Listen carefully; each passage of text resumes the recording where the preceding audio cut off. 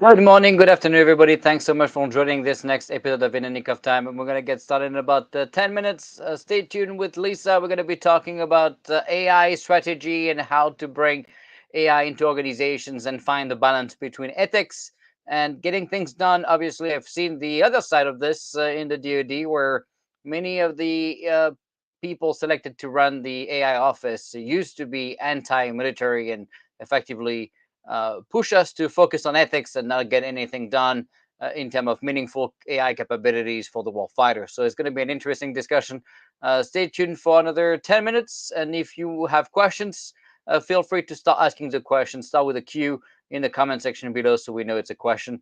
Also, put your name if you want to be highlighted on the show. Just put your name and your company, and we'll be able to highlight you on the screen. Thanks so much. Stay tuned.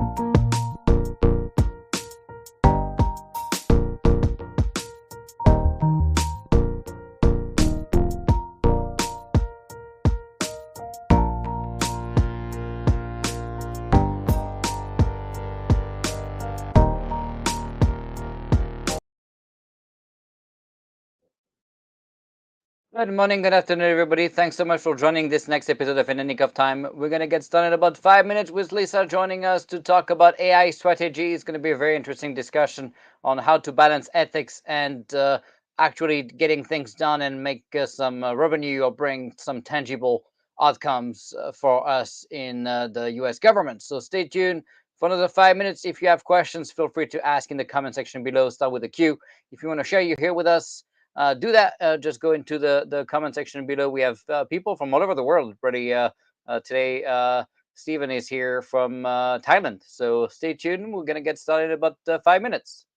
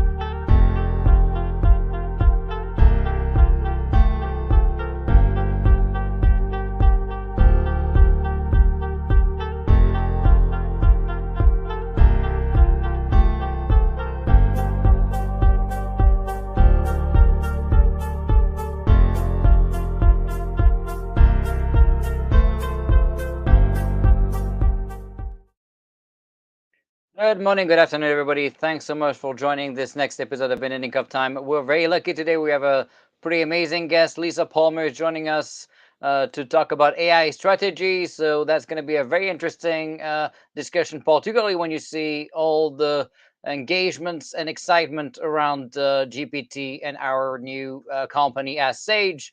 So stay tuned. If you have questions for Lisa, do start asking the questions now because we got already about 150 from social media. So obviously we want to be able to take all that. So please make sure to start typing now. So we take a few questions live as well. With that, I wanted to remind everybody to register for the show in anycofftime.tv so we can get you the email notifications about the next episode. Of course, also feel free to share that you're here with us today. Simply put your name, like Sibira here. Welcome to share that you're here. We have people from all over the world. Very excited to see you guys following us. And please always remember to share with someone that you know so the show can continue to grow. Uh, if you've not seen our latest videos on Learn with Nick, go check it out. Learnwithnick.com, 50% off for military, civilian, and veterans, and 20% off for everybody else with the coupon Let's Beat China. Check it out, new video every week. And of course, the last video is about modular architecture. And we also released two videos yesterday about GPT and Ask Sage and how to use it, how to be able to ingest new data as well. So check out the two videos on our YouTube at youtube.com/Nicolas Chelot. I'll put it on the chat here so you can see. Obviously, for people that can spell my name, I'll help you. Here we go. Just go to that YouTube channel. Also, if you have issues with LinkedIn Live, which often people do, go on YouTube. We are on YouTube as well, and usually you're going to see less issues on YouTube. So with that last piece of information for you guys, we launched this new company, AskSage.ai. Go check it out. Effectively, we're bringing GPT into the U.S. government, making it compliant with all the regulations and CMMC and the CUI requirements. Um, we're able to ingest new data and train it and also do real-time queries. So we have so many use cases, 420 teams subscribed in the last 2 weeks, working on about 20 saber already with 20 different teams all over the government. So if you have interest, please check it out. And if you want to reach out to us with a specific use case, do that. Of course, we also going to enable contractors and companies to get access to the data as well. And if you have very unique data sets, we have a company reach out to us with some pretty cool Chinese insights. If you have any type of data sets you would like to be able to license on the platform, we'll be able to do that and sell it for a monthly fee per user per month. So if you have ideas or content, please let us know. With that, wanted to bring in a couple of seconds Lisa. We're very lucky to have her. She's the chief AI strategist for AI leaders, which is a boutique advisory and consulting firm. She's also an AI doctoral candidate, and she's a university professor for MBA students in marketing, finance, and organizational behavior and ethics. So those kids or younger guys are pretty lucky to have her to help with all these key topics that will probably be some of the most important skills and learning of the next generation. So pretty exciting to see. Of course, she's also pretty exciting to us because she's always kind of trying to find the balance, right, between profits and ethics and purpose, right? And so how do you balance that? We've seen in DoD, for example, that a lot of the appointees and people selected to go and lead the Joint AI Center for many years were effectively anti-military and told me that to my face. And we're focused on spending the $1 billion a year of DoD in ethics paper reviews, which effectively, a good 700 million was spent on that 2 years ago. And the main goal was to make sure we never actually build any AI capability in the department. So how do we find the balance between ethics and getting things done and making sure we can compete against China. That's not really waiting for us to figure it out. I think that's going to be a pretty exciting conversation. With that, I'm going to bring Lisa here with us. Hi. Good. Thank you for having me. Happy to be here, Nick. Yeah, so excited. We're very lucky to have you. I always ask our guests, when they show on the show, to tell us a little bit about your journey, and your journey is so exciting that I think people are going to have a great time listening to you. So over to you for the intro. I do have somewhat of a unique background. I like to think of myself as having had a taking a career jungle gym path versus a career ladder path. So I think of my career in kind of four different lenses. I started out as an IT practitioner and worked all across different elements of IT. I have a love of all things data. My undergraduate degree is in engineering, and early on, I found myself in a network planning function. I learned all of their data structures and landed myself in IT after 2 whole months of working as an engineer. So that set my career towards working in technology, and I've loved it this whole time. So that part of my career culminated in a chief innovation officer role, which was a combination CIO CMO role for a financial services organization. Loved being a practitioner. The real value that I got from being a practitioner is understanding what it's like to be in the trenches. I took that information and I pivoted into a sales career, and I worked for Microsoft. I worked for Teradata, for Splunk, some big names in the tech arena.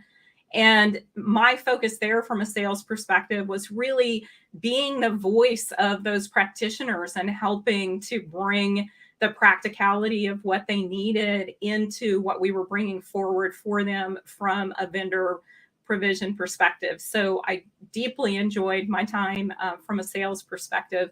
Then the third lens is that I pivoted into the research arena, and I was responsible as a co-leader for the western half of the United States for Gartner's executive programs offering, which is focused on taking all this fantastic research that Gartner has and turning it into pragmatic, practical, actionable plans for executive clients. And in that role, I was responsible for about 900 executive clients and really learned a lot across not only the commercial sector or the private sector, but also across public sector clients. So we did not service the federal clients in the area that I worked in, but all state and local and higher education, et cetera, in that part of public sector.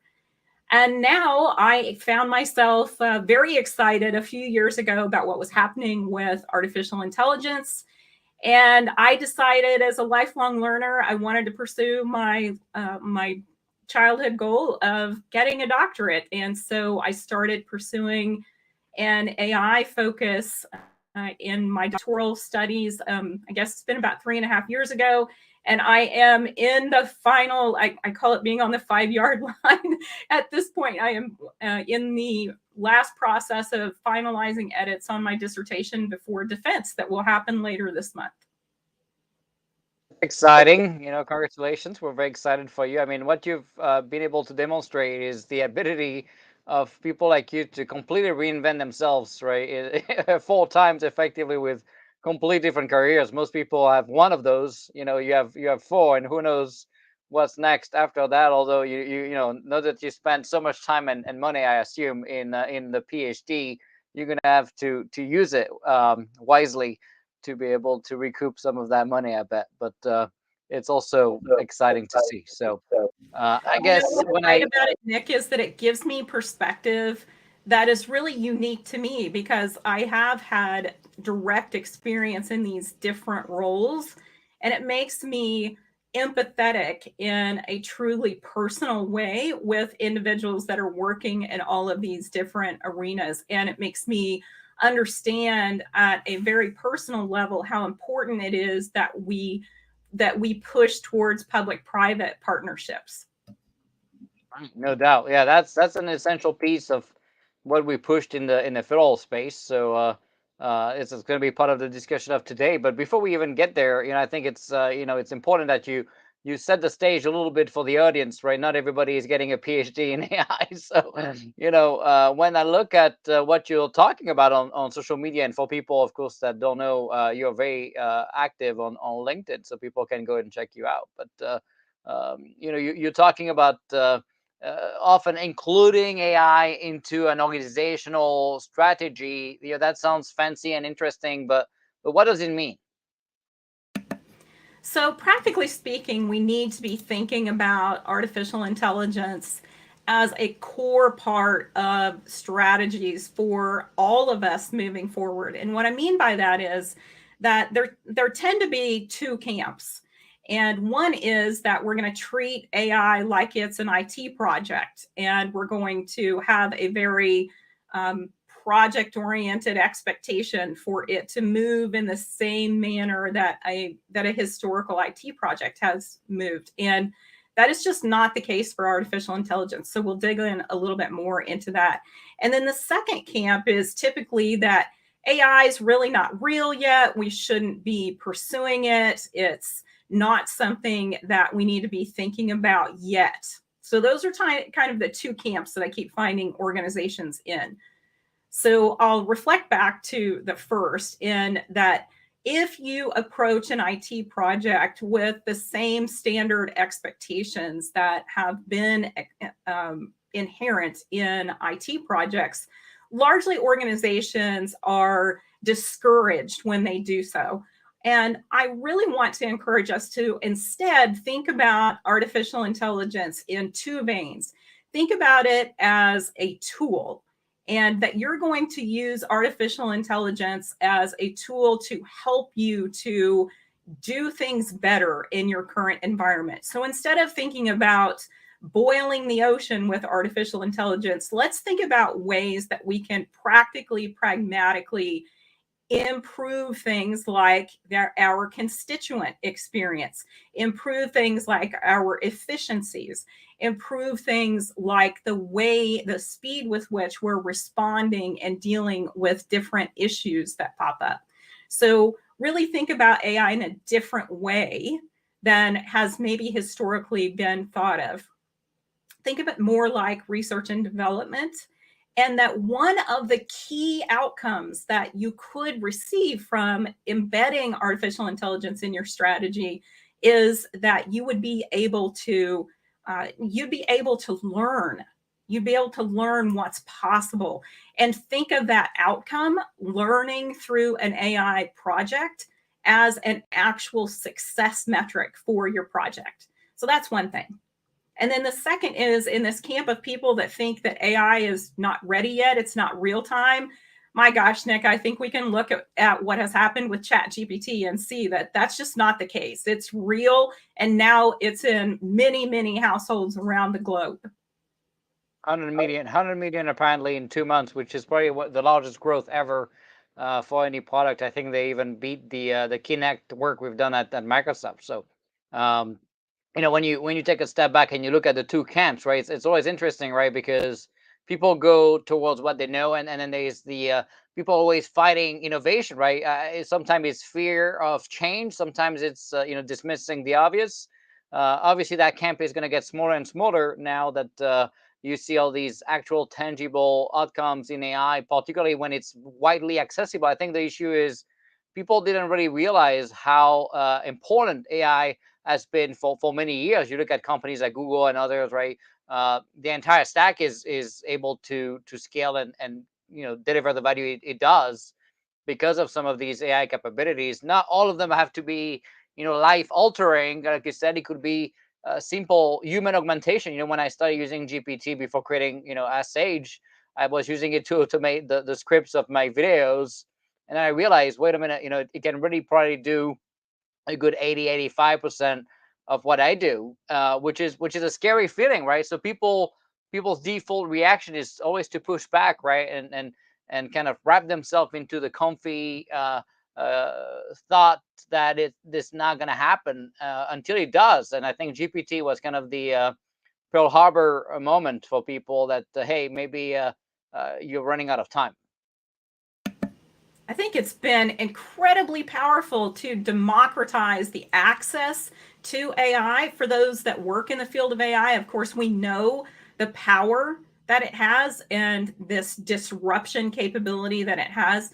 But when OpenAI released ChatGPT to the public for free, it has just exploded the interest in artificial intelligence. And I believe that's because more of the general public are understanding now from a very pragmatic perspective that this does mean impact on them.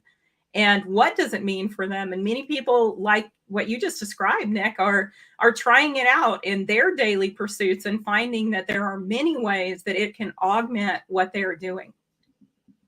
Yeah, it's pretty much unlimited. You look at coding, you look at I mean, the my company, literally the logo was created by OpenAI, DALI. The terms and conditions, were created by Da Vinci instead of a lawyer. The I would say 90% of the UI backend, right, was created by GPT, and the SQL server, and the SQL stuff as well. So it's just like mind-boggling, and you start digging, and the sky is the limit. And there's of course always issues with every innovation on the planet, right?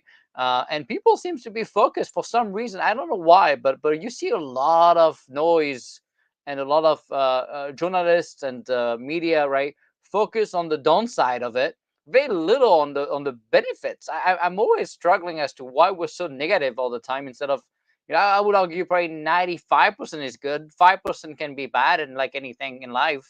Why do you think people just default to the negative aspect of things? Because we're human and people resist change, Nick. Right, People resist right. change. No one likes change. I've recently wrote a post on LinkedIn where I talked about the things that I have experienced in my career. Because when you are someone who introduces new technology as a core part of what you do for a living, you experience a lot of resistance to change. And, I've had extreme things happen. I've seen team members' cars be keyed in the middle of a project because they had to deliver some message about a process being changed or a technology that they were accustomed to being changed.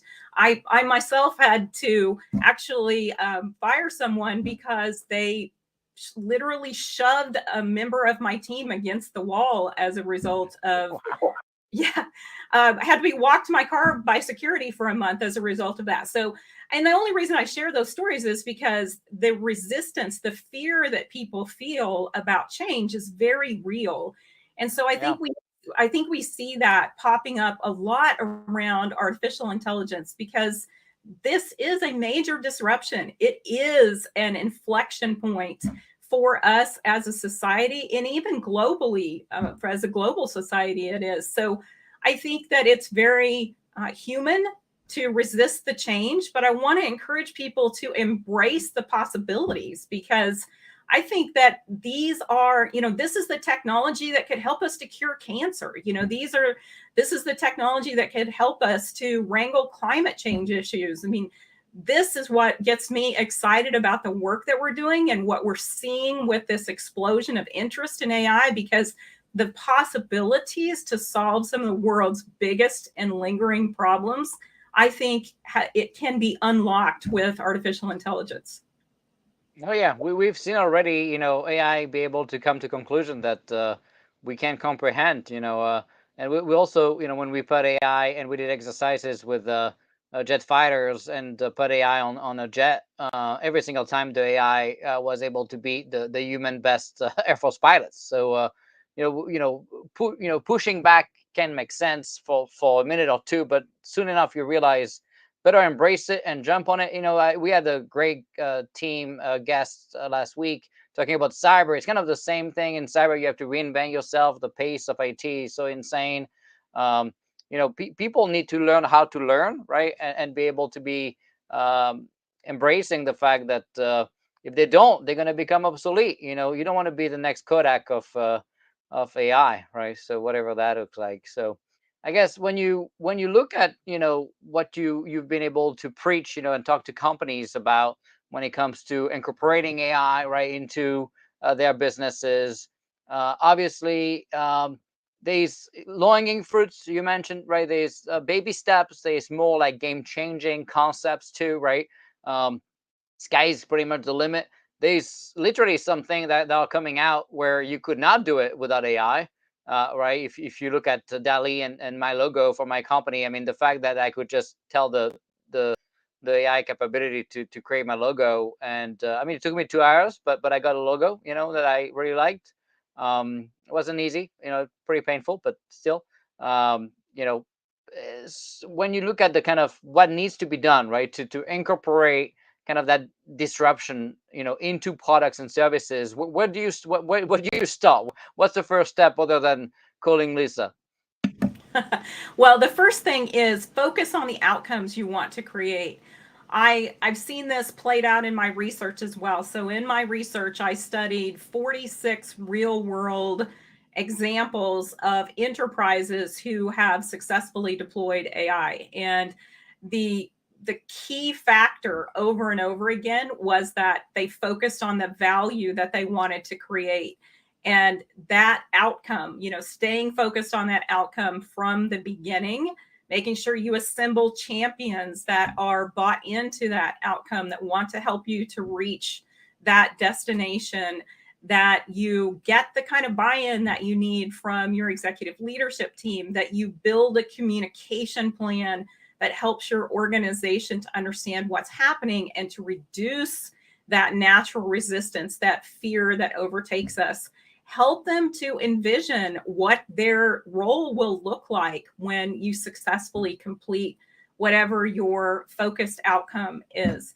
So, that definition of what success looks like, getting really clear on that from the beginning. And let's be real that the outcome that you may be seeking is to learn what you can do in the next iteration. Artificial intelligence needs to be approached as an iterative process. Again, let's not try to boil the ocean. Let's think of it as iterative. Think of it more like an R&D approach, where you get these incremental wins that builds momentum for your organization. It builds credibility for your product and service, and it helps you to continue to build on that with the next iteration.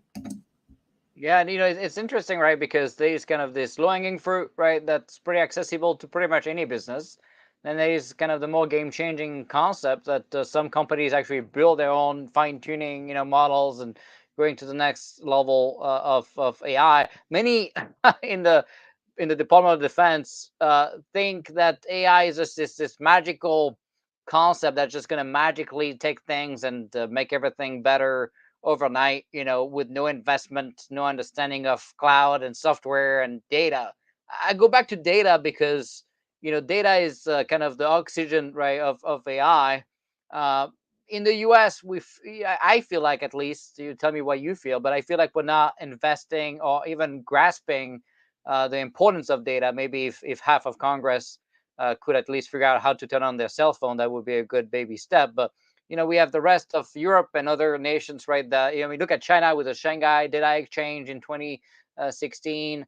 Effectively convincing U.S. companies, European companies to sell their data to the Chinese market, which gives a free copy to the CCP. They're pretty happy about it.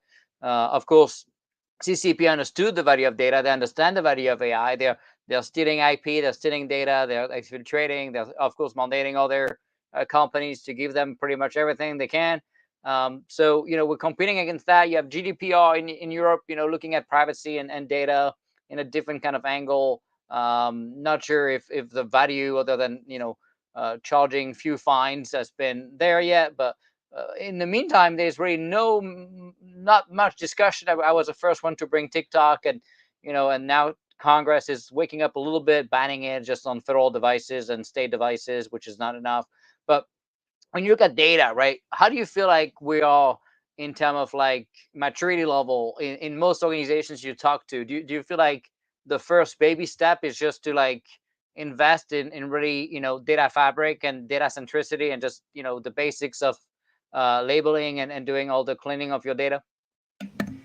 Nick, there was so much in what you just said to unpack. From a baby steps perspective, we need to embrace the fact that we have subrogated our data policies to other countries.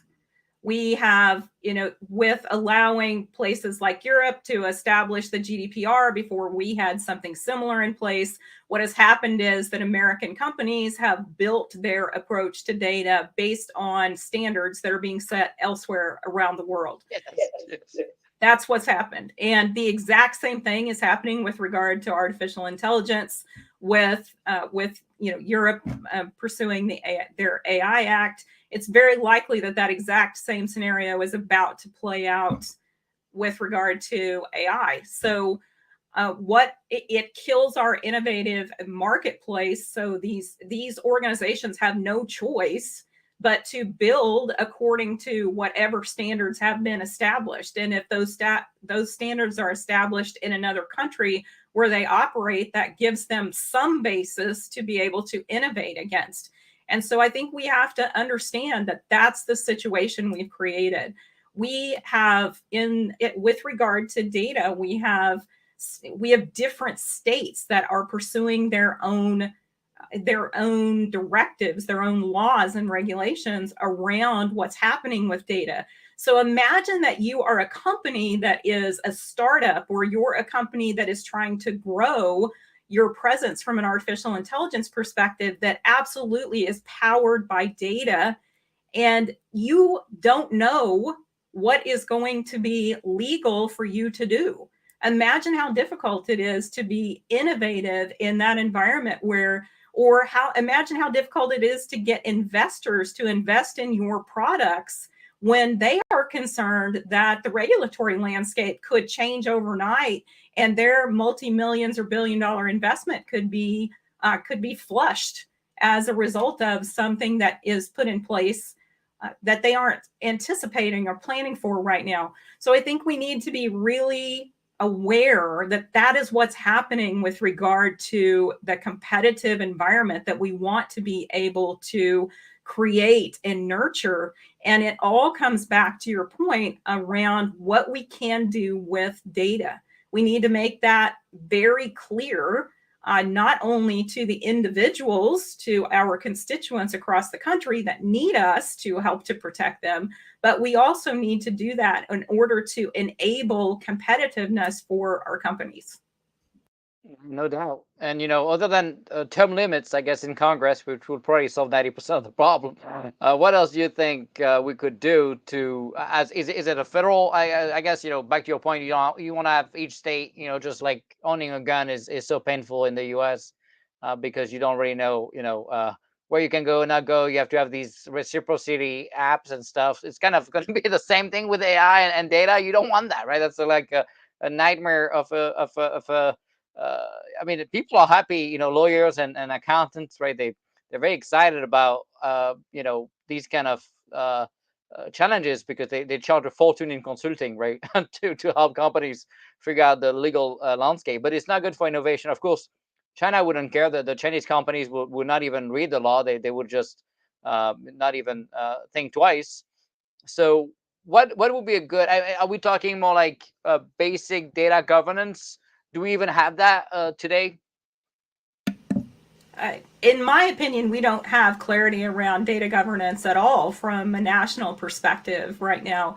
And if you look at what has happened between 2015 and 2021, a recent report came out that 37% of all Chinese investment in artificial intelligence came from American investors.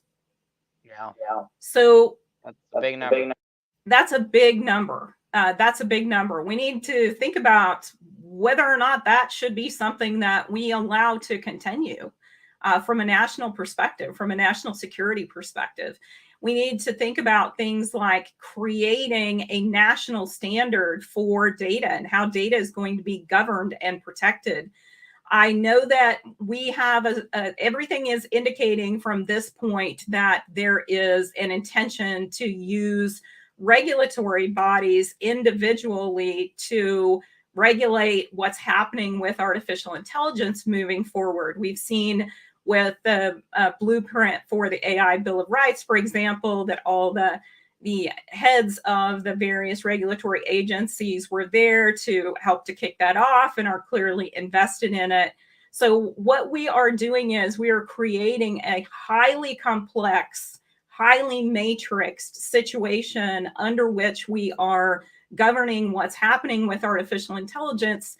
And largely, there are pieces like that that exist for data, but it also goes down to the state level. We're also seeing down at the state level, we're seeing an uprising of what's happening in proposed legislation around artificial intelligence as well. So, for example, there are 29 states who have addressed legislation in the last 4 years that's specific to artificial intelligence. So imagine that we have 29 states that come up with their own laws around artificial intelligence. Then we layer on top of that all of the different regulatory bodies that will have their specific use cases in place that they will be regulating. And as you can imagine, this is going to be a highly complex, very difficult environment within for businesses to be successful inside of.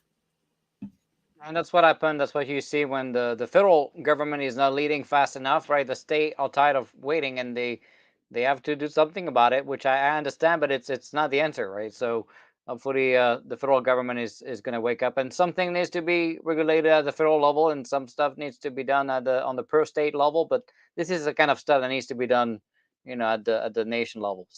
Um, so obviously, we talk about ChatGPT, and it's exploding, and it's a lot of noise right now. Both a lot of positive stuff, but obviously a lot of people concerned and stuff. I mean, you've seen the video on Twitter, of people asking to write a poem about Donald Trump, and the bot refuses, and then for Biden, no problem.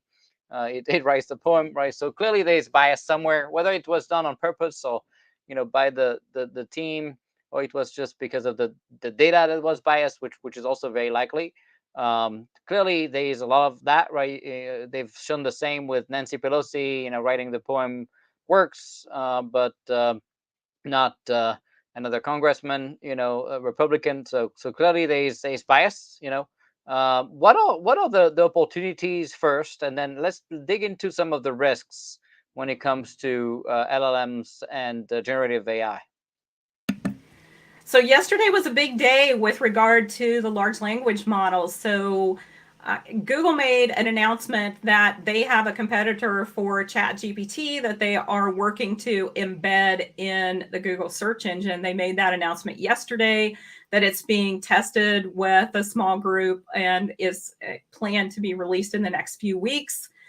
Then right on the tail of that, and I haven't seen it yet, but Microsoft made an announcement that they were holding a press conference today. So we'll see what they are announcing, but there is an expectation that they will be announcing something similar for the Bing search engine.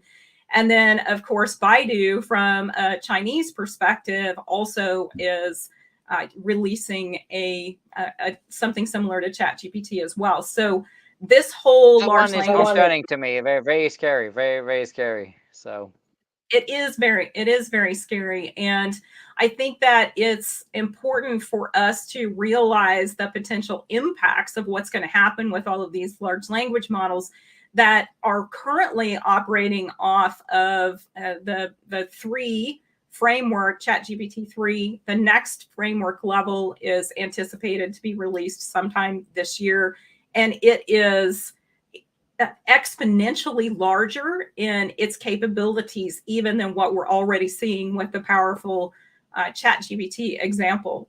So the Chinese having this capability is extremely concerning, and we need to be thinking about what does that mean from a cybersecurity perspective. How much faster will they be able to do things like create campaigns, negative campaigns, bad actor campaigns, etc.? And this tool, we're creating these very widely accessed tools that are going to be incredibly powerful in the hands of positive actors. And I am all for us doing this. I want us to embrace this and to democratize access to artificial intelligence, we also need to be aware that we are simultaneously arming bad actors. And I think that we're going to see that through the Baidu example. And that's always interesting, right? Because people argue, well, if we don't do it and we set up laws to, to talk about ethics and ban that kind of misuse of AI, which people will always find a way to go around it. That's my my opinion. But assuming they abide by it in the U.S., then what about China, right? Are we gonna be okay letting China lead in AI? And isn't the nation? Do you think the nation that's gonna lead in AI is gonna lead the world? Is that like in 25 and beyond? Is that going to be like the decision? It's not going to be about the largest navy. It's not going to be about the largest air force. It's going to be about the best AI capabilities, you think? It's interesting. Putin, there was a quote from Putin back in 2019 that he believed that the country that wielded AI the best would ultimately control the world. And so it's clear that there are leaders, not necessarily those that are positive from our perspective, who do believe that to be true and are investing in that capability. And we certainly see China taking a lead in this area. And something that's important for us to understand is that the challenge we have in the United States is getting people to agree on what good looks like from an artificial intelligence perspective. So we have a lot of competing values, and we're split almost down the middle from a political ideology perspective. And what that means is that this critical element that we need to identify what society believes is appropriate for artificial intelligence both to do and not do is going to be much more difficult in the United States. And what that means is that it slows all of the rest of what happens downstream with innovation and value creation from artificial intelligence. So, for example, in comparison to that, China, with the CCP very clearly defining what they believe artificial intelligence should do, what it should and shouldn't do, and kind of having an iron fist approach to what they do with it, that gives them inherently an advantage against us because we haven't agreed on what society wants those things to be yet. So that core underpinning is allowing them to leap forward where we're still challenged to debate and work through this. This is not a simple situation for us to overcome. I would encourage everyone to educate yourselves, understand what's possible, understand what the potential upsides are, so that you're not so determined to necessarily put the brakes on to something that feels natural to push back against. And I think a good example of this is our education system. When ChatGPT first came out, the education leaders, the administrators, just lost their minds. They were so concerned over cheating, and they just threw up an automatic no, stop here, don't go forward. And we saw New York school systems and LA school systems come out with a ban on all use of ChatGPT. And that is the kind of response that we see as the norm whenever this kind of change is upon us. And what we really need to think about is let's alter that mentality to how do we embrace it? How do we embrace it? How do we harness it? How do we make it into a tool for good?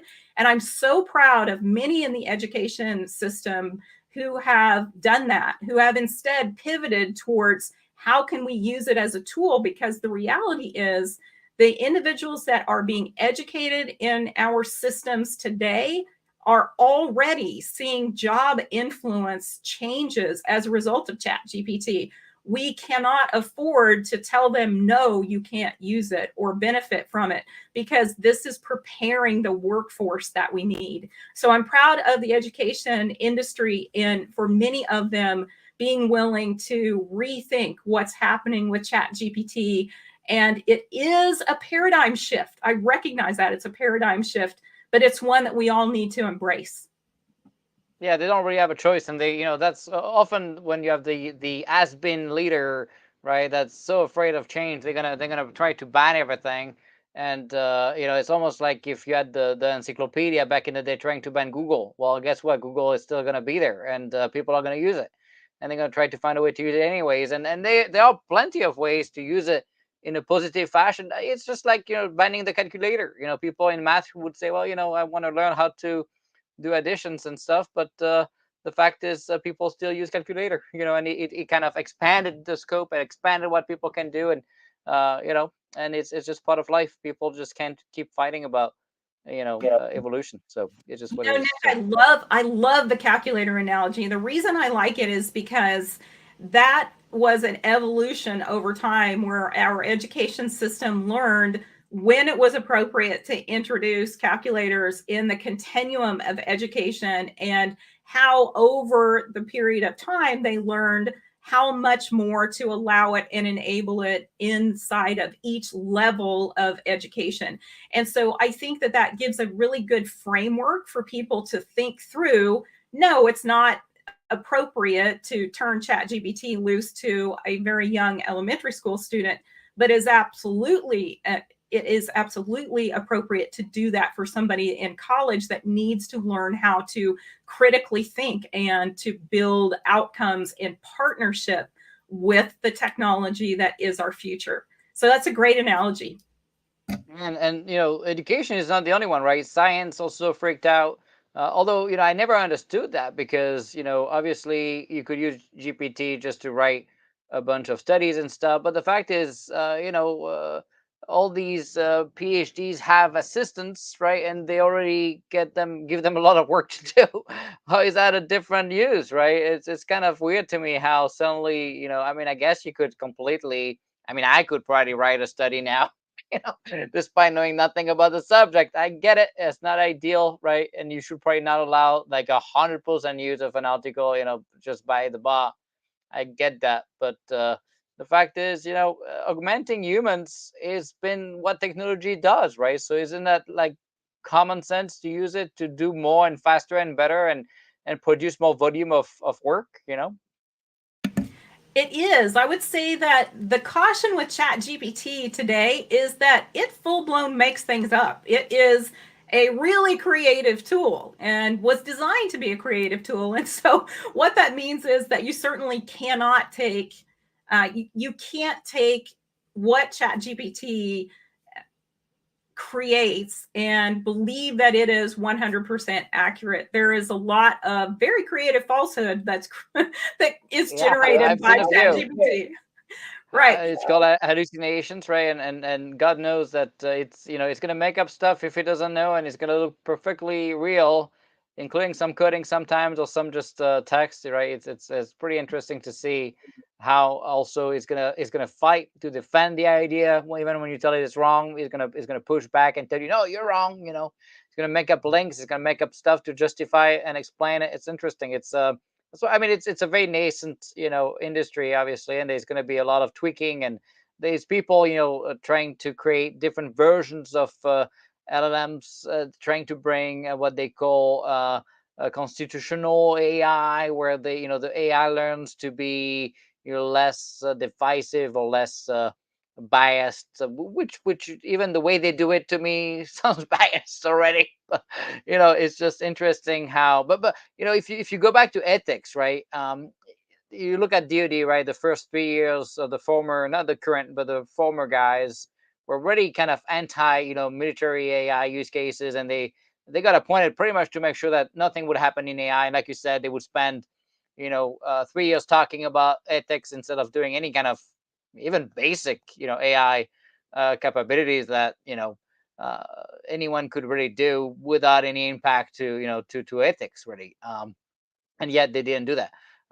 So how do you find that balance, right, between ethics and getting things done, right? We can't just wait for, forever talking about ethics, and China is building the next generation Skynet. So what's the plan? Yeah. Let me address Matt. I noticed Matt's comment there about Yeah, you kind of education isn't did. isn't necessarily a great example. The reason that I was really proud of them in this case is because they pivoted pretty quickly. We've seen a lot of administrative leaders in education pivot from the initial reaction that we have to ban everything to more inclusive. Let's change our syllabi. Let's think of creative ways to challenge students to use it in the classroom. So that's the reason I was really excited about some of the administration change that I've seen in education is It's they I pivoted guess what much his more point is, it's the quickly. exception, not the rule, right? It's really it's a small part of the education system that's doing the right thing. So, but that's what it is. It's often like that. But and I bet the teachers will be more than happy to use it to grade work and write stuff and use it for their own classrooms and then ban it for the students, right? That's often convenient. So true, Nick. So to pivot to your question about ethics, I think that it's if we take this very pragmatic focus on outcomes, and I'm a huge fan of outcomes. I actually created a model, an outcomes based AI model that I encourage people to think about and to use. It's really helpful with regard to generative AI to help people to understand three things. What is the outcome that you want to create? I call it follow the money is the second part. Whoever is benefiting from the technology needs to be held accountable for the results that it's creating. And then we need to make sure that we are equating ownership with creation.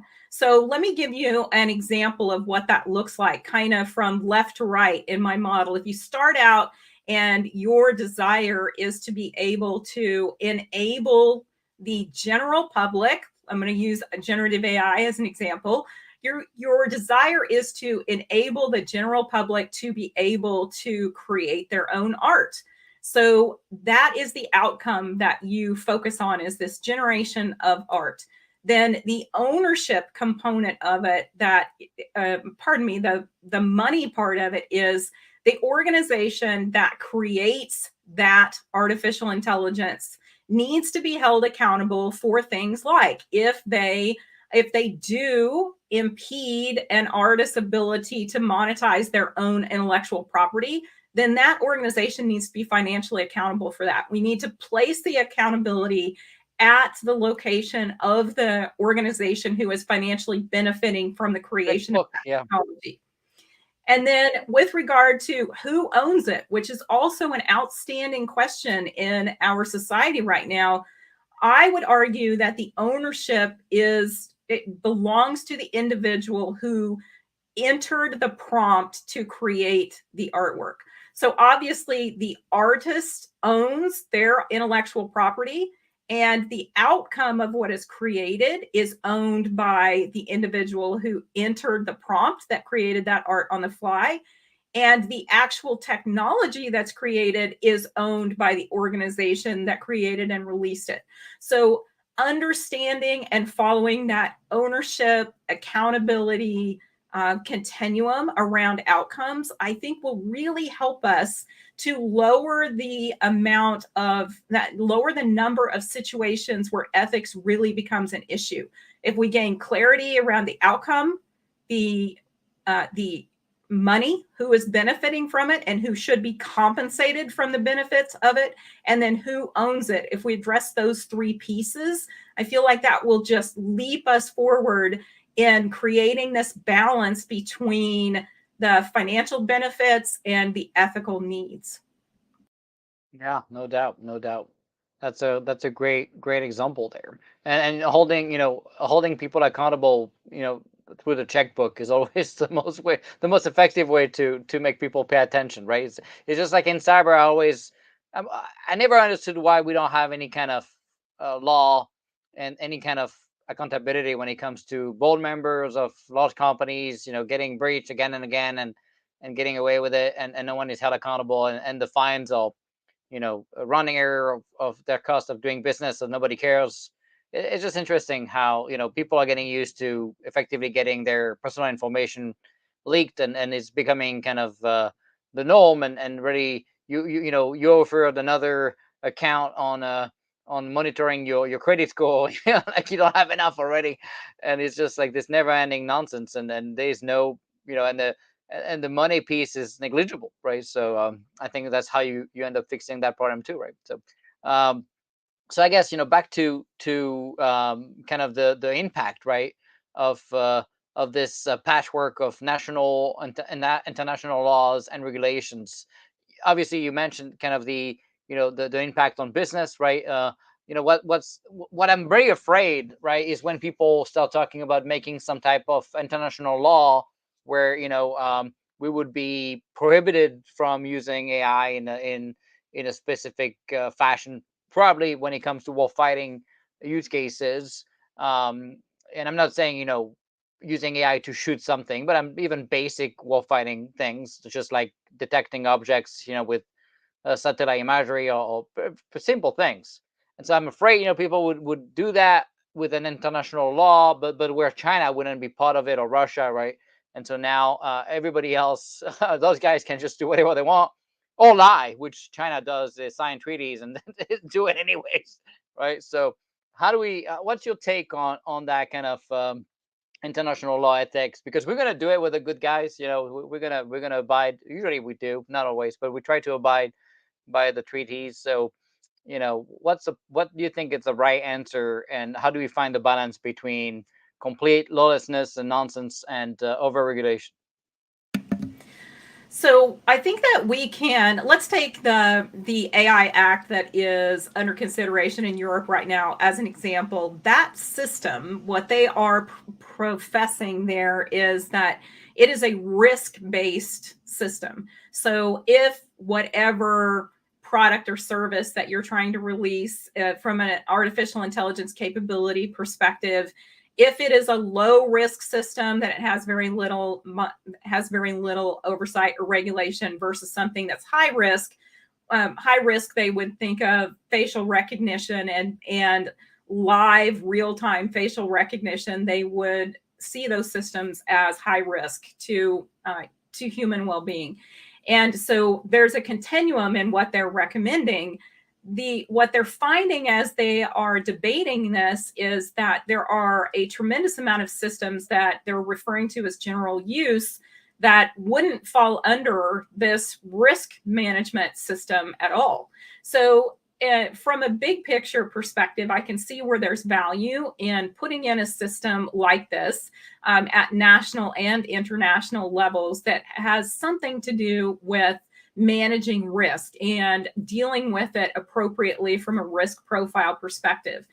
The devil becomes in the details with regard to what do we consider low risk, medium risk, high risk, etc. Yep. And anything that falls outside of that risk structure largely becomes unregulated in what we're seeing happening in Europe. So what do we want to do? And this all pivots back to the fact that from a societal perspective, we have to identify what is acceptable and what is not acceptable from an artificial intelligence perspective. And I would argue that we need that established at a national level so that we have clarity for the creation of anything we would enter into from an international perspective, as well as the governing that we put in place across the country.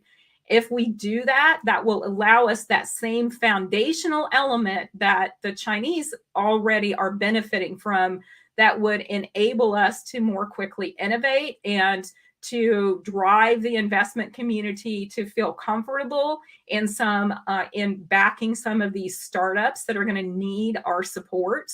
There are a lot of things that are going to play into that. And then from a national security perspective, if we have clarity around what we're willing to view as low risk, medium risk, high risk, for example, imagine how powerful that would be for United States negotiations and getting others to be onboarded. We have to know for ourselves what we define those things to be. And I feel like that is largely lacking right now. No doubt. Do you feel? I mean, obviously the Chinese example is interesting because obviously they regulate their industries, but the CCP get a free pass, right? They don't have to abide by the limitations of any of the ethics that they impose on the company side. They can still do whatever they want. Do you think the government, the U.S. government, could do the same thing? Meaning, here are the kind of what's expected from companies. Obviously, companies shouldn't be usually without the government support building weapons and stuff, right? So, um, and then for national security, there is a pass, like a free pass of doing what's necessary. Just like we don't want to have nuclear weapon, or at least we don't want to use it, but we need to have it, right, as a deterrent. So do you think it's kind of the same concept with AI? I think it is somewhat the same concept, and it has all of the positive and negative potential markers that come with that similar concept. I'm gonna pivot this back to a point you made earlier about TikTok, because in in China, TikTok is not allowed. The government does not allow TikTok to present uh, all of the random content that we see presented in the United States on this same tool. So, for example, they are required in China to use it for educational content. They are required to use it for supplying information that the government wants their populace to have. They only have three primary use cases that TikTok is allowed to be used for in China, and yet here it has been released in a way that is largely encouraging individuals to go down a rabbit hole of watching content that is certainly not educational and is arguably just Addictive. killing our productivity numbers here in the US by people spending a lot of time doing things that following content that is not useful or productive in any way. So that is an example of the same tool being used in a completely different way inside of China versus what they're encouraging it to be used for here, which is undermining the US citizens. Yeah, no doubt. And the other piece of that is they did a study about how addictive TikTok is, and it's as bad as heroin. So they banned the use for kids for more than an hour a day for kids, and they banned the use at night. They also limited, to the educational content, like you mentioned. So here it's almost the opposite, right? They're pushing the algorithm is pushing the half naked dance moves. That's gonna create the next generation of sheep down there. So that's going to be interesting. So we talk about the law, right? Now you talk about some of the steps already about that we should be taking when it comes to addressing AI accountability and ethics. Talk about risks, understanding risks, and maybe the financial aspect of that, right? What else is there that we can think about to also, I always think of, in software we have DevSecOps, right, where we find the backend security to enable the increased velocity of delivery with small incremental delivery of value at a faster pace, but it's smaller, so less chance of breaking things, right? So we built a model, right, to accelerate velocity and risk acceptance, because we can measure it and track it and go back and revert and do all this good stuff. When you think of uh, ethics, people seem to talk a lot about ethics and never agree, and then we never do anything, right? And we never build capabilities. That's not going to be the answer. So how do we get to still do the work? I would like to see us, I'm very pragmatic, Nick, and I would like to see a checklist mentality established around ethics. And what I mean by that is if you have a new product or service that you want to release, that you have 10 things, and that's going to be different based on your organization, but you have a checklist that says before this product or service goes live, we're going to have debate with a diverse team. And this it's diversity of perspectives, it's diversity of background, it's diversity that will allow you to see around corners because you know things from a different lens than others do. That's what I mean when I talk about diversity. So I would like to see these checklists established that say these are the things that we are going to debate before this product or service goes live. So those are the conversations that I host with my enterprise customers. What needs to be on that list? And let's get agreement on that checklist, and then let's convene that diverse team. And it may mean that you need to bring in experts for that conversation, for that debate, to make sure that whatever it is you're about to release is going to be ethical. Now, I don't envision this as a long, protracted process. Let's get that checklist established, get commitment from your leadership team to pursue it. And then let's, put a process in place that just says, let's go through this checklist, let's debate these things before this product or service goes live. And I think that that has the potential to, something very pragmatic like that from an ethics perspective is what we need to get agreed upon. And the problem with what we tend to do from a governmental perspective is everything becomes very large, voluminous documents that are difficult for people to parse through. At a bare minimum, we need to elevate those key ethical pillars. Really think of it like creating a one-page checklist, and let's at least start there. Let's be pragmatic so that we can both be ethical and be quick to innovate. Yeah, you point a good example, right? In acquisition, for example, in the government, because of some abuse and fraud, we created a process that's so cumbersome that I would argue it wasted 60 cents on a dollar we spend in just a necessary process. People are starting to create some of the checklists you're mentioning, many big companies, and some take months. So that also defeat the point. Like you said, it has to be quick, it has to be effective, it has to also be narrowed down. People just add everything. That's what the first 3 years of DoD was about, is creating uh, endless regulations or guidance and lists, and it's just not. Then you can't do anything, right? You effectively created a massive barrier to entry for any kind of engagement. So that's obviously not the answer. So the balance, and I guess really prioritizing and really getting down to the real important stuff. And it's interesting how Google vastly accelerated the launch of their new GPT competitor. They had talked about end of the year. Now it's out. So and that list was vastly accelerated because of peer pressure and competition pressure, right? And often what you see, right, in the government particularly, is the kind of the complacency, because we're supposedly the largest nation in national security, but then maybe we realize that, hey, we have not fought against China, and so we don't really know. It's just like the Olympics, right? If we had an Olympics of war fighting, maybe we would wake up, because we would see, hey, we're not doing as well as we thought we would, but because it's all maybes and who knows, and people probably don't realize how equipped or hit equipped we are. So that's always interesting to pay attention to that. Yes, All right.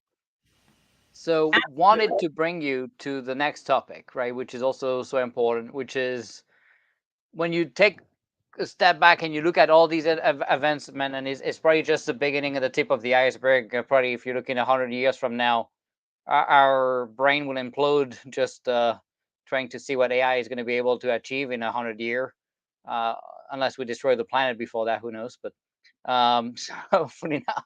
So if you look at the AI advancement impact, right, on society and national security in the next 5-10 years, what do you see if we do a good job? I think that from a cautionary tale perspective, we need to think about national security. So with entities like China releasing Baidu, for example, imagine taking a huge amount of your populace and using a tool like ChatGPT, or Google's Bard tool, or Bing, or whatever these tools end up being. And there are many startups in this space as well. Imagine being able to take a huge part of your populace and turn them into bad actor warriors that are working on things like creating deep fakes, and they are working on things like creating cyber campaigns, negative cyber campaigns. So you're talking about the potential to take large amounts of population and turn them into digital warriors. And so that's something I think that we need to put some real thought into how we're going to manage this from a cybersecurity perspective. And on the flip side of that, what are the advancements? What are the possibilities? I see us being able to, as I mentioned early in the broadcast, I am excited about the potential to do things like find cures for cancer, elevate the quality of healthcare that we're able to provide in rural areas across our country. People that don't have any healthcare at all being able to extend what we have been able to achieve through telehealth to an all new level using artificial intelligence. I think that we have tremendous opportunity to address some of the longstanding societal issues that we have faced through the advent of artificial intelligence, but it's going to require investment and innovation. It's going to require speed to create those kinds of high impact positive outcomes that we need. And we need to remove some of these barriers that are stopping, to use your word, barriers to entry there, Nick. We need to remove some of these barriers so that that innovation can really take hold and explode. Yeah, very interesting. So obviously, when you look at the U.S. government as a private sector, there's very little collaboration, right? When I was in the department, I can tell you probably 95% of the AI companies refused to do business with DoD, and if they did, the constraint were so strict that they would do business stuff, right? So email and whatnot, but not even something like using imagery, right? Satellite imagery and detecting objects, which Google walked away from with Project Maven, which, oh, by the way, could have prevented us killing 13 kids in the Afghanistan exit debacle when we thought it was a terrorist and it was just a bunch of kids. So you have to be careful what you wish for, right? People see this one-sided things. They forget that, hey, we're going to still use the bombs and we're still going to do the mission, and if we can do it better and safer, it's actually a better outcome for the world. Instead of talking about ethics all day, people should also join us into the non-kumbaya like world that we live in. But if you look at kind of what's going on in the public-private sector, I'm very concerned, right? Because China, of course, has the luxury, and I'm not saying I condone it, but the fact is they can force the Chinese companies to work with them, so they have pretty much parity between, right, the Chinese companies and the capabilities of the Chinese government. Versus in DoD, where we're 20 years behind compared to what the U.S. companies are doing. The U.S. companies might be leading over China, but the fact is, and it's not always the case, but even if they do, the U.S. government does not have access to it, so we're 20 years behind. So what do you think could be done to fix some of that? Is that an education problem again with the kumbaya nonsense and those guys disconnected from the real world? What do we do? From my perspective, Nick, this is the reason why heavy support of the independent artificial intelligence startup and small business community is so critical, because we see different ideological differences in the smaller business community and the startup community in many situations than what we see in big tech.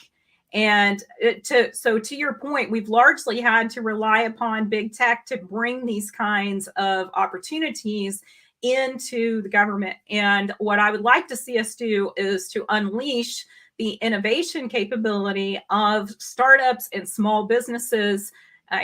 This is a great opportunity for women-owned businesses, for minority-owned businesses to get a foothold. What we're seeing from a workforce perspective, and I actually think there's a tremendous opportunity as a result of all the layoffs that we're seeing in big tech, for us to create an environment that supports these individuals in creating their own startups and small businesses that won't necessarily have the same ideological concerns, that would be more open to supporting what we need to do from a national security perspective. So creating more competition in that space, enabling us to tap into more experts that have potentially been buried inside of these big tech organizations who don't necessarily agree with the ideologies being led from that perspective. I think that there's tremendous potential there to unleash capability for us from a national security perspective. It's a great point. Startups are going to be willing to do that, and many will have different ideology. But can we succeed without the big guys though? Don't we need to also do something when it comes to the Google of the world and the others? to, Microsoft is doing pretty good with the government, I have to say, right? Amazon is doing okay, not perfect, but okay. Google is still to be proven, probably it's on my bad kid list right now. But I don't want to say we're going to force them or seize the stuff, right? I mean, we could, but I don't think that's the answer. But at the same time, I'm not sure we can just succeed with a bunch of startups when you have all these. These guys have the best talent. I mean, sure they fired some of them, but did they fire the best ones or they fired the lazy ones? I don't want a bunch of lazy ones, because those people aren't going to create companies. It's too much work. So I don't know who they fired or not, but the fact is, I doubt they fired the best people in the company, at least when it comes to AI. I don't know, but so I guess, how do we solve it, because we need the best guys too, right? Absolutely, we need the best guys, and I'm not comfortable characterizing those who were laid off as lazy. I don't think that's the case at all. But in this situation, do I think we need, ideally, if we could get these big American companies to be on board with what needs to be done, from a national security perspective, that is ideally the best case scenario. And we are seeing improvements from organizations like Microsoft, and there is an education component. I think that it's important for us to understand that no one is trying to do the wrong thing. And actually, my research is titled "Do the Right Thing: Governance," because I hear organizations constantly tell me that they regulate based on, we just do the right thing. The problem with do the right thing governance is that do the right thing is in the eye of every beholder. And if they aren't exposed to an understanding of the actual national security risk that we face every day, then their version of do the right thing looks very different than somebody that works in the DoD who knows what the real risks are.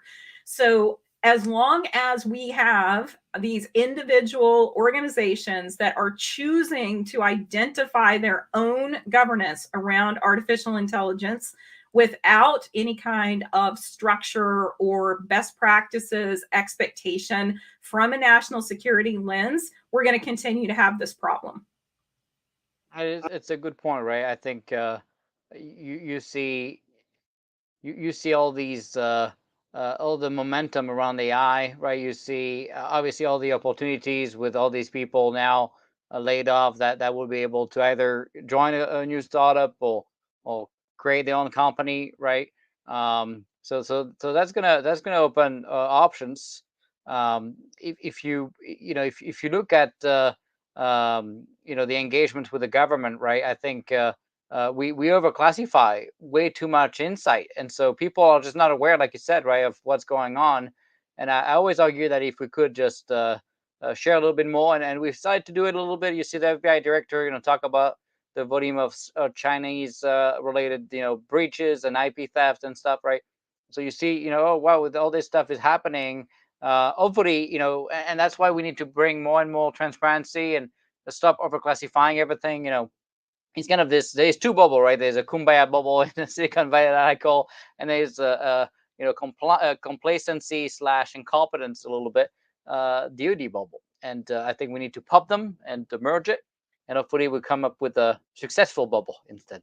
So so obviously, when you look at the challenges, right, of the economy, and uh,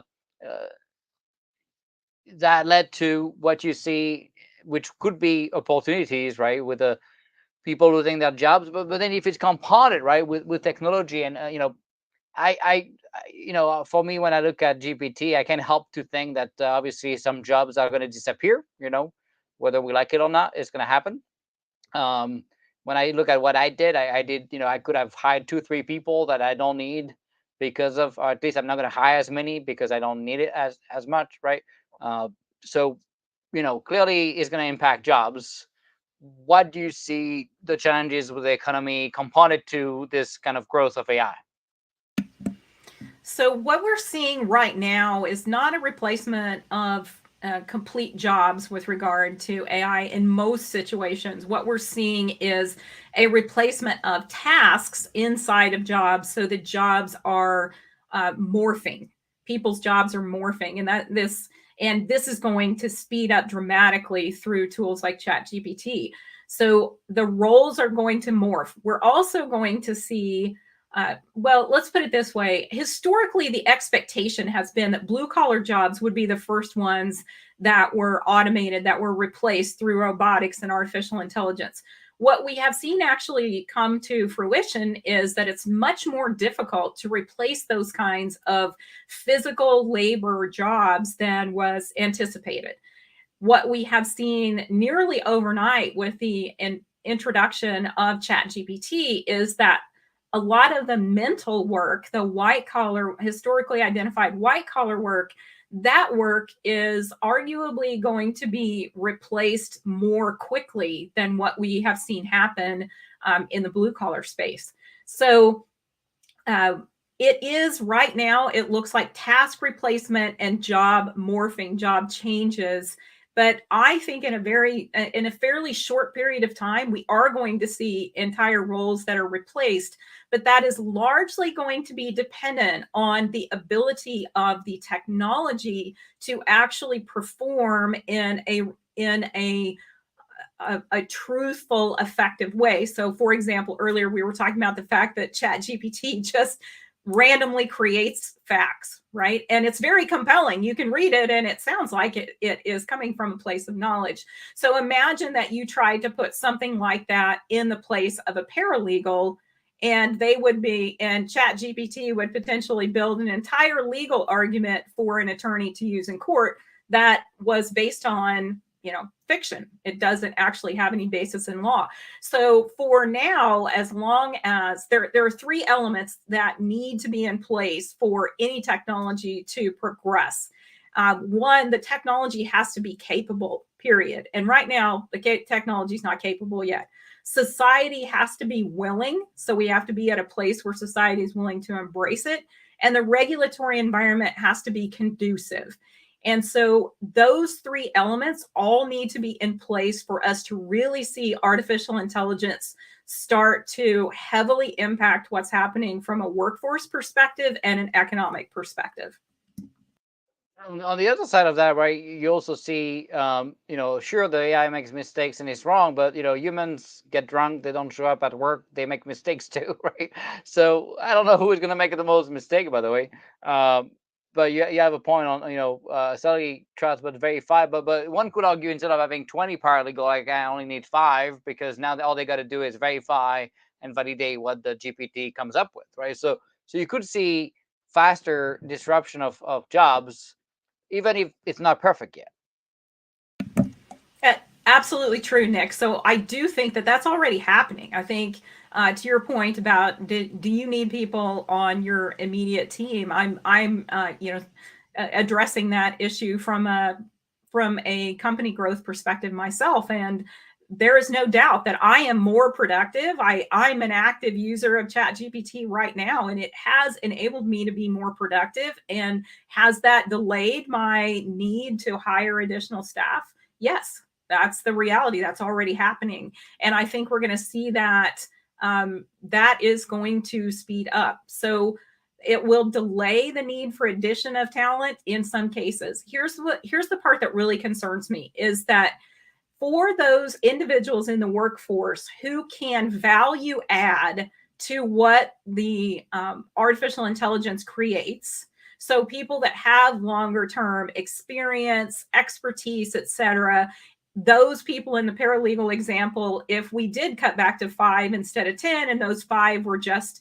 verifying what ChatGPT came up with, those 5 are going to be your more senior people that have more expertise, more experience. So what does this mean for our less seasoned workforce that are looking to move into white collar jobs? I see the same thing playing out in coding, in programmer positions, that these entry level jobs are going to be much more difficult to come by, and so those that have the expertise are going to continue to be able to provide value on top of what ChatGPT or a competitor like that creates. What does this mean for our entry level white collar workforce? That's the question I have in front of me now. Yeah, that's interesting, right? And then you see obviously the growth of the adoption of the AI capabilities, and they're gonna get better. When you take a step back and you look at all the jobs, right? Obviously, a lot of companies in automotive, for example, a lot of jobs were replaced, but the difference is, those robots are pretty expensive, right? And so that's a pretty high barrier to entry. This is super affordable, right? GPT costs $20 a month, right? You can do a lot with that. And so people that say, oh, look at automotive, it took forever to impact jobs. That's a complete different scenario. First of all, it's software only versus hardware, and very expensive hardware, and the training on the hardware, and customizing it, versus something that people use now every day, right? And for very basic tasks, whether it's basic legal assistance, basic writing, basic you know uh, typing emails and stuff. I mean, just it can do the job better than I could, that's for sure. So it's good enough for me, so that's just interesting. And when you think about what keeps you up at night with all this stuff, right? Because if you go back to Zuckerberg, who has yet to say something small, except maybe that one day, he's arguing that AI is going to disrupt the world so much that you're going to need a metaverse, right, to live in there, because you have nothing to do. So we need to keep people busy, and they need to have a fake life and fake friends and fake everything, and they're gonna buy fake stuff. I hope that's never gonna happen. But the fact is, what do you do if a good chunk of jobs, particularly funny enough, what we used to unfortunately call in the U.S. the low-paying jobs, which was completely wrong, plumber, electrician, all these jobs, right, manual stuff, where by the way we have a massive lack of people right now, talent for all these jobs, and we push people to go to universities and become developers and stuff, and all these jobs potentially could be disrupted much faster than electricians will ever be, right? So how do we how do we now tell people, you know what, everything we told you to learn, you were wrong. You need to go back to craft and learn, woodworking, and just like doing things with your hand and get stuff done. Is that gonna go well? I think that there is, first of all, I have a 20-year-old entrepreneur who's in the construction industry, started his own business, and his business is just incredibly, it's just booming, right? So I think it's important for all of us to think about our mindsets and what we have become accustomed to believing is acceptable for our kids to do, and the path that we are putting people on towards their financial success in the future. I think that we have perhaps overpronated over the last couple of decades towards college education, and not, and to your point, Nick, we don't have enough tradespeople in this country right now. There's a dearth of this kind of talent. And what I'm excited about is there's real potential for people to do things that they enjoy more as a result of the shifts that are going to happen, and the financial remunification becoming balanced in a different way. So these people that are tradespeople are already making a tremendously good living in many situations, and I see more of that happening over time. With regard to what's happening with the jobs that are going to be replaced by artificial intelligence, I really want to encourage people to think back to, think back in history to before the internet existed. We still had very low unemployment before the internet existed, and the internet came along, and yes, it was a major game changer, a huge disruption. But the reality is, all of the jobs look different. Everybody was impacted by what happened with the introduction of the democratization of access to the internet. That same thing is happening with artificial intelligence. We're seeing a democratization of access, and I'm excited about what the potential of that is. We could not have anticipated what today's jobs look like through the advent of including the internet in our daily work, and yet look how low our unemployment numbers are still today. So, as as much as I absolutely believe the workforce is going to change, I am not nearly as negative about the long-term potential for unemployment. I just think it's going to look very different than it does today. Yeah. So we're not gonna live in a metaverse, and he's gonna go bankrupt, and I'm gonna be happy. So that's good. So I don't know with about that, you, but I don't want to live in the metaverse, and I don't think most no, people want to. I can't even do 2 hours without getting a headache. So 1 hour. So not for me. Plus, I like the real life better. But the fact is, a lot of people are kind of being groomed in a way to accept it, and that's pretty scary. We've seen it with COVID, right? People just listening to whatever people were told with very little insight and knowledge, and now we were like, oh, so maybe it was coming from the Chinese labs, maybe this, maybe and people just completely dismissed it. For us in the government, we had no doubt, by the way, but it was always interesting to watch. So now we have a couple of questions before we let you go. We're almost out of time. So, um, woo, how many O's is that? He's asking a question about, obviously ChatGPT is natural language processing. It's not the same as intelligence, right? No, it is definitely not the same as intelligence.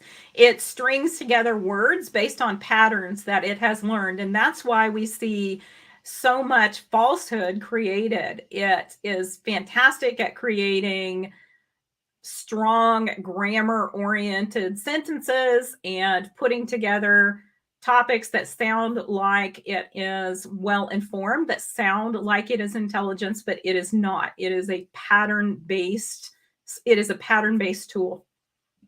And but yet it's somehow able to do sentiment analysis and summarization and stuff, right? I mean, it's kind of the same concept, but it's always interesting how it can recognize stuff like that, right?